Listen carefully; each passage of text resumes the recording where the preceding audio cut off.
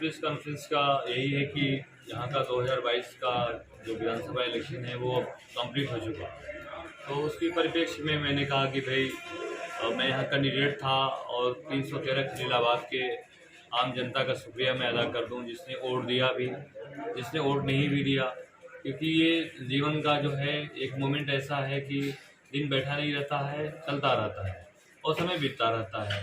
तो बड़े प्यार से यहाँ पे आम जनमानस का, हर समाज के सभी वर्गों का हमें प्राप्त हुआ और मैं सभी का शुक्र जो हमारे साथ चले दिन रात, मैं अपने दिल की गहराइयों से उनको, और जिन्होंने हमें वोट दिया और जिन सज्जनों ने नहीं भी वोट दिया उनसे भी हमें कोई भी शिकायत नहीं है। हमें सबका मैं शुक्रिया अदा करता हूँ और इस उम्मीद के साथ कि जितने प्रत्याशी लड़े थे हम सभी भाईगण, उसमें जो भी आदरणीय अंकुराज त्रिपाठी बीजेपी के जो माननीय विधायक यहाँ पे नवनिर्वाचित हुए हैं, मैं उनको भी शुभकामना दूंगा कि जनता ने उन्हें चुना है तो खलीलाबाद को आगे ले जाने का काम करें सभी वर्गों के मान सम्मान में, क्योंकि जीवन में समय कभी कभी मिलता। मैं भी 3 इलेक्शन लड़ा और नहीं हम हासिल कर पाए अपनी जीत को, लेकिन ये पिछली बार भी जब मैं हारा जगदम्बिका पाल साहब को, तब पर भी मैंने कहा कि आप जाइए, सरकार में कैबिनेट मंत्री बनिए। मैंने उनको भी शुभकामना दी है। मैंने हमेशा एक ऊंची सोच के साथ, कभी इलेक्शन में जो कुछ भी इंसान कहा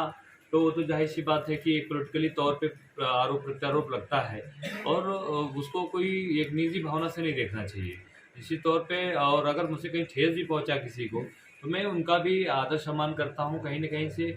ऐसा नहीं कि मैं किसी के खिलाफ हूं। बिल्कुल एक इलेक्शन को लेके सभी पार्टी की तरफ से, जैसे हमारी बहुजन समाज पार्टी की तरफ से बहन जी का वीडियो चलाया जा रहा था निरंतर हमारे समाज में, जबकि बहन जी ने दूसरे परिप्रेक्ष्य में बोला था, अब वो आज के दिशा में चलाया गया। तो कहीं न कहीं से ये चीज़ों को लेके बोलना पड़ता है बहुत सारा चीज़। और अब यहाँ पे भाजपा की सरकार को ना जो है उत्तर प्रदेश की जनता ने मौका दिया है, तो अब तो जनता ने सर्वाधिक मत दिया, पूर्ण बहुमत की सरकार है, पिछली बार भी बीता है। तो कहीं न कहीं आम जनमानस को अपने घरों के बारे में भी सोचना चाहिए कि हमारे बच्चों को अच्छी एजुकेशन है कि नहीं, रोजी रोजगार है कि नहीं और हमारा विकास है कि नहीं। अगर जनता वाकई में कहीं न कहीं भाजपा अच्छा काम किया तो उनको मौका दिया। और हम तो बहुजन समाज पार्टी के, हमारे नेता ने वाकई में, हम जितनी कद्र करें बहन सुश्री मायावती जी का उतना कम है कि कई साल से पार्टी में हूँ, उन्होंने कभी किसी वर्ग के साथ, मतलब कभी उन्होंने वो भी नहीं किया जो हमारे मुस्लिम समाज के बारे में चलाया जाता है।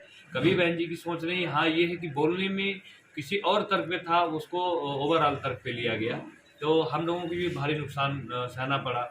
और ख़ास तो जो खलीलाबाद में अब यहीं पे देखिए कि भाई अगर ऐसे देखा जाए समाजवार, तो हर समाज अपने समाज से उम्मीद करता है। जैसा कि सुबोध यादव आए और उनके समाज के लोग लामबंद होकर 25,000 वोट उनको किया, तब वो अखिलेश यादव को नहीं सोचते थे कि हमें मुख्यमंत्री बनाना है, लेकिन हमारा समाज ठेका लिया था इस चीज़ का। हम अपने समाज में कहते रह गए कि कम से कम आज जो परिवेश है, आप समाजवादी पार्टी और बीएसपी सरकार रही है, लेकिन हमारे समाज का आज एजुकेशन स्तर, हमारे बच्चों का, हमारे रोजी रोजगार, इन सबको लेके मैंने बहुत अपनी बात को रखा। हो सकता है कि मेरी बात से बहुत सहमत हमारे समाज के लोग नहीं थे, क्योंकि उनके सुबोध यादव को लोग लामबंद होकर 25,000 वोट किया।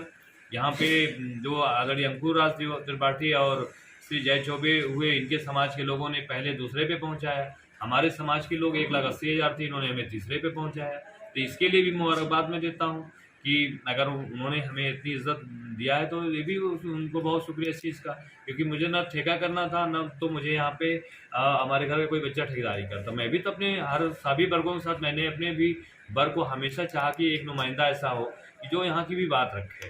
तो कहीं ना कहीं असमंजस हमेशा रहा कि खलीलाबाद जैसे सीट पर भी अगर हमारा समाज अपने एक नुमाइंदा नहीं दे सकता तो ये भी बहुत बड़ा वो है, क्योंकि सरकारें तो आती ही जाती हैं, पार्टियाँ ऐसा नहीं है कि बहन मायावती जी पे आरोप लगा और मुलायम सिंह के बारे में जो है साक्षी महाराज से, कल्याण सिंह से लेके सुनील सिंह जैसे लोगों को वो किया, तो हमारा समाज तो इसको बिल्कुल नहीं सोचा। तो इसको हमको भी बहुत वो है कि भाई एक तरफ हमारी बहुजन समाज पार्टी जो जिसकी एक्शन प्लान कहीं ना कहीं से अपनी जो उपलब्धियां थी नहीं बता पाई और हमारा समाज भी नहीं चेता, तो इस बीच में हम लोग तो अकेले पड़े इस चीज़ को लेके। तो इस चीज़ का हमें भी अकेले आप चुनाव लड़े खलीलाबाद, आपकी जो सुप्रीमो है यहाँ पे नहीं है, तो क्या माना जाए कि उनकी जो है अगर उनकी सभा लगती तो वो देखिए बढ़ तो सकता था? राष्ट्रीय, अगर कहीं ना कहीं से मुझको भी अगर बल मिलता तो मुझको भी बहुत हो रहा था, लेकिन मुझे गर्व इस बात की, मैं 3 इलेक्शन लड़ा और जनता ने अपार सम्मान दिया, क्योंकि मेरा वो उद्देश्य ही नहीं है कि हमें राजनीति से वो करना है। हम तो हमेशा मेहनतों के बल पे ज़िंदगी जिया और साफ एक बेदाग ज़िंदगी जिया। हमारी तो जांच CBI हो चुकी है, ED हो चुकी है, OW हो चुकी है। देश की कोई बड़ी जांच बची नहीं है जो हुआ ना हो। तो मेरे ऊपर तो कोई दाग नहीं है। बाकी हिंदू बना मुस्लिम ये कहना गलत है। यहाँ पे अक़लियत समाज के लोग ऐसा थे कि वो चाहते तो अपना MLA बनाते, लेकिन हमें अफसोस नहीं, क्योंकि वोट आज़ादी है। अगर उन्होंने हमें बहुत वोट हमें मिला भी है, 18 से 15 हज़ार के करीब वोट हमें मिला भी है, उन्होंने दिया। हम अपने दिल की गहराइयों से उनका शुक्रिया अदा मैं करता हूँ। बस कहने की ये बात है कि सबने अपने समाज को नुमाइंदगी दिया, लेकिन हमारे समाज के लोगों को लगता है कि नहीं पसंद है उनको। तो आगे की फिर यहाँ से लड़ना कि कोई दूसरी जगह आपको फिर जाना है? देखिए, चुनाव की जो ये बार बार कहा जाता है चुनाव आप जैसे आप क्षेत्र बदलते रहते हैं, तो अगला चुनाव क्या से लड़ेंगे? यहीं से लड़ेंगे कहीं और से? क्षेत्र बदलने की जो परिप्रेक्ष्य में बता दूं, कभी मैंने नहीं बदला। पिपराइच मैंने लड़ा, 70,000 वोट मैं पाया।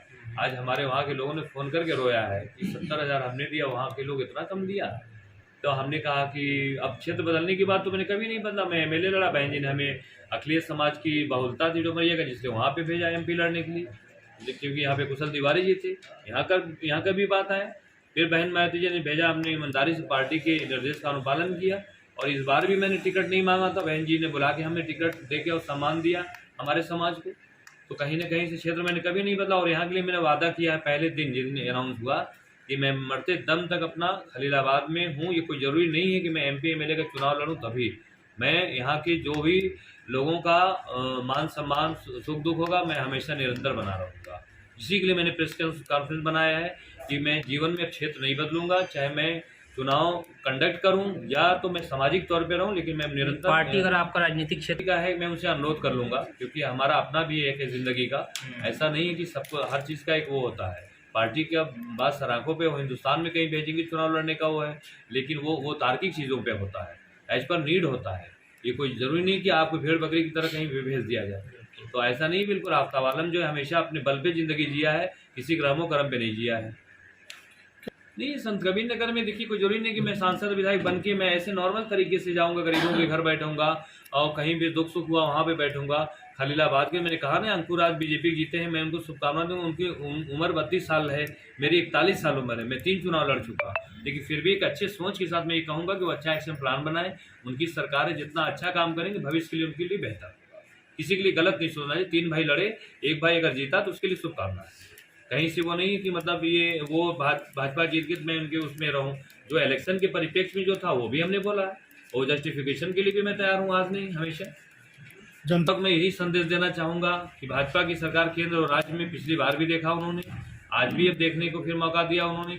बस मैं 2 चीज़ कह के अपनी प्रेस कॉन्फ्रेंस को मैं यहाँ पे शिथिल करना चाहूँगा कि जनता को यही संदेश है कि वो एजुकेशन अपने घर के बच्चों में दें, अपने रोजी रोजगार पे आए। अगर ऐसा नहीं करते दोनों के अलावा, तो कहीं न कहीं से हर घर में रोजी रोटी की परेशानी पड़ेगी, हर घर में जो है भिन्नता पैदा होगी, क्योंकि देश की हालत अच्छी नहीं है। मेरे अपने लोगों से यही कहना प्रेस के माध्यम से कि सर्व समाज और के साथ साथ और अक़लियत समाज को भी मैं कहूँगा कि एजुकेशन पे ध्यान दें बच्चों पे, और अपने रोजी रोजगार इनकम पे ज़िंदगी जीने की हैबिट डालें। क्योंकि आज का जो राजनीतिक जो जीवन गुजर रहा है तो कोई बहुत बेहतर सकूनियत नहीं किसी भी वर्ग के लिए। ये कोई समझे कि भाजपा की सरकार है, मेरी सरकार, ऐसा नहीं। दाल रोटी सबके लिए बराबर है, सबके बच्चों को रोजी रोजगार चाहिए। विपक्ष की भूमिका निभाएंगे आप 5 साल?